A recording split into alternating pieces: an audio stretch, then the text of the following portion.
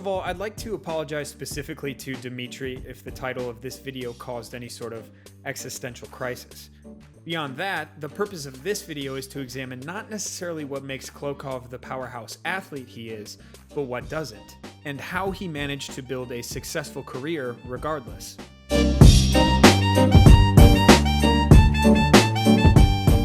There is no such thing as the perfect athlete. While there are certainly examples of so-called peak humans in all sports, most champions have imperfections, so to speak. In weightlifting, this often manifests as errors in technique. With the wide variety of talent from across the globe present on the world stage, it's easy to find a lifter that has a similar body type to your own, and often that athlete can be a good role model. However, it is just as easy to look to accomplished weightlifters as scapegoats for your own faults. There are plenty of international medalists who have issues in the execution of their snatch and clean and jerk, but it is critical to understand that they succeed despite these errors, not because of them. Revisiting our titular character, Dmitry Klokov is slightly bow-legged and performs his snatches with an extremely close, toes out, and staggered stance.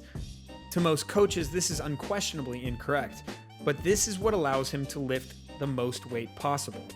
Pyros Dimas, arguably the most decorated weightlifter of all time, had a notoriously pronounced head whip, an error that makes stabilization in the catch much more challenging. Simon Martirosyan of Armenia pulls with an extraordinarily wide stance, and sometimes even plants his feet narrower than when he started.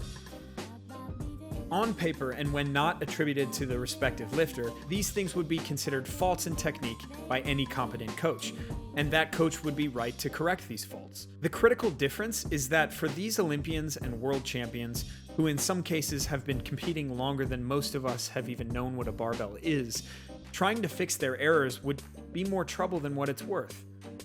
Because they are the genetic 1% with the right environment and tremendous work ethic, they are able to achieve great things and lift massive weights regardless.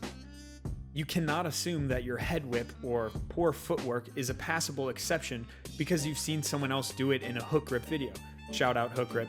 All that said, I don't want to discourage anyone from following a lifter they have something in common with. I just ask that you remain as objective as possible when looking at them through the bias of a YouTube video. What you see on the podium isn't always necessarily the gold standard.